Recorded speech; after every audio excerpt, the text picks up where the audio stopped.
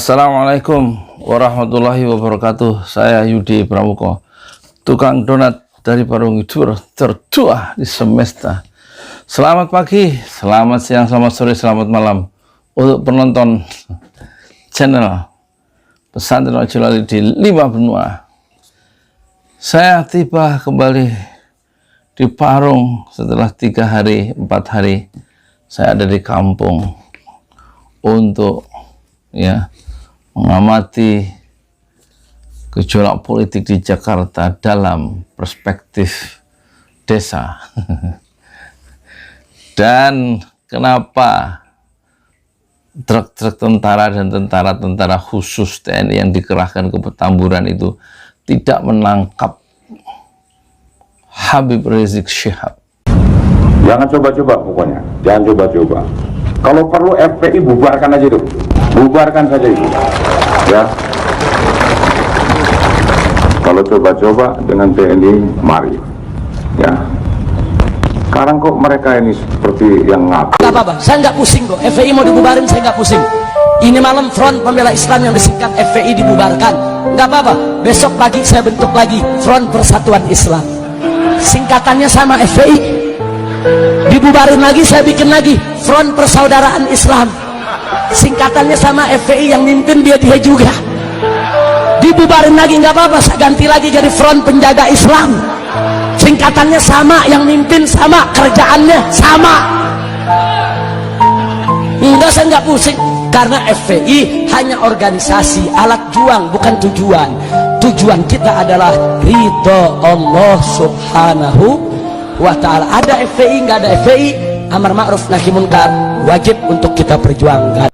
Padahal ucapan-ucapan Habib Rizik Syihab itu sangat menggoyang, menohok orang-orang yang berbuat zalim dan berbuat tidak adil. Biasanya orang berbuat tidak, yang ngomong belak-belakan, yang persoalan ketidakadilan itu langsung ditangkap, ya. Pertama Gus Nur, ya kan? Langsung mudah ditangkap gabungan tim dari daerah dan Bareskrim, dan kemudian dibawa ke Jakarta.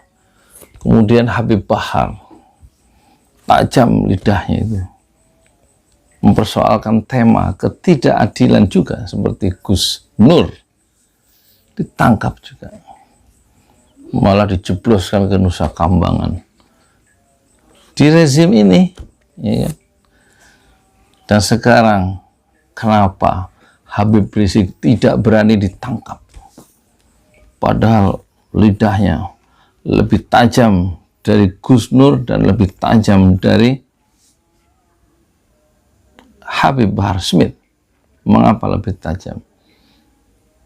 Karena penguasaan ilmu-ilmu Islamnya itu jauh lebih mendalam Habib Rizik dibanding Habib Bahar Smith dan Gus Nur. Tapi 3 orang ini sama mempersoalkan ketidakadilan, justice for all, keadilan itu untuk semua. Dan mereka menyuarakan itu, membawa derita rakyat yang tidak berani bersuara, tidak berani ngomong tentang derita mereka yang dizalimi secara nyata. 3 orang ini menyuarakan, ya, menyuarakan tersayatnya rasa keadilan itu ke ruang-ruang publik untuk supaya diperbaiki oleh penguasa, supaya lebih ramah, mengayomi rakyatnya sendiri, bukan justru di penjara. Nah, kenapa orang-orang itu tidak, khususnya Habib Rizik, tidak bisa, malah dikerahkan tentara dan klaksonnya dibunyikan terus-menerus di jalan Petamburan itu? Saya lihat di YouTube, ya, aneh itu. Melakukan satu perang urat saraf, ya. Kenapa nggak langsung ditangkap aja? Kenapa nggak berani menangkap? Karena Habib Rizik sekarang, he has an international name. Dia Habib Rizik mempunyai nama di dunia internasional. Ditangkap Habib Rizik, maka indeks demokrasi itu sudah dipastikan akan turun karena orang yang berbeda pendapat langsung diberangus. Dan itu pertama. Faktor tekanan atau faktor pressure internasional itu menjadi pertimbangan utama atau salah satu pertimbangan. Yang kedua, jangan lupa melihat kenyataan sejarah. 3 juta menurut Google yang menyambut Habib Rizik dalam suasana histeris, itu berarti ikatan emosionalnya begitu kuat dan sangat berbahaya bila blunder dilakukan lagi, yaitu menangkap Habib Rizik di saat kenyataan itu tidak bisa ditolak lagi, betapa orang, jutaan orang dari hati, dari lubuk hati yang terdalam menyintai Habib Rizik Syihab. Jadi test case dengan menurunkan baliho itu, dengan mengklaksonkan mobil-mobil tentara itu, satu cara untuk melemparkan sebutir batu ke permukaan kolam. Test case. Tetapi satu blunder sudah dilakukan, yaitu dengan mengerahkan ke tentara khusus ke Petamburan. Padahal Habib Rizik bukan teroris. Habib Rizik bukan koruptor. Koruptor begitu banyak. Tidak diperlakukan seburuk memperlakukan ke Habib Rizik sekarang itu penguasa. Dengan mempressure, dengan memblok berita TV-TV mainstream. Tidak dilarang untuk meliput kedatangan Habib Rizik. Segala cara dipakai membatalkan kepulangan Habib Rizik dengan tiket salah satu anaknya itu yang kehilangan kursi tiket di pesawat, misalnya begitu ya. Segala cara dipakai, tetapi manusia memang pandai membuat rencana. Tapi Allah juga memiliki rencana, dan rencana Allah juga yang terlaksana.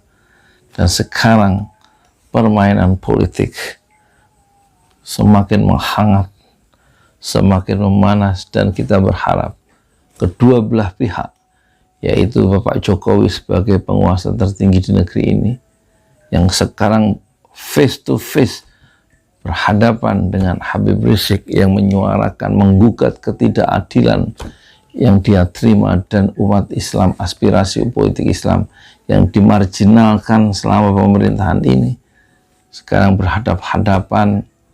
Dan kita sayangkan TNI seharusnya tidak memihak salah satu, dia berdiri di tengah, tidak masuk dalam pertarungan politik. Kalau memihak salah satu, kata Gatot Nurmantio didampingi oleh Abdul Somad dan Tengku Zulkarnain, berarti pimpinan TNI itu sedang melakukan pengkhianatan terhadap bangsanya, dan pimpinan TNI yang memblok ke penguasa itu sedang melacurkan dirinya secara politik, kata Gatot Nurmantio. Kita berharap semua menahan diri dan perlakukanlah satu sikap yang mulia dan terhormat terhadap diri sendiri, yaitu tegakkanlah keadilan di dalam diri sendiri, maka keadilan itu akan tegak untuk semua di luar diri kita sendiri. Justice for all. Saya Yudi Pramuko, tukang donat dari Parung, YouTuber tertua di semesta. Fasbir sabran jamila, bersabarlah dengan kesabaran yang indah. Assalamualaikum warahmatullahi wabarakatuh.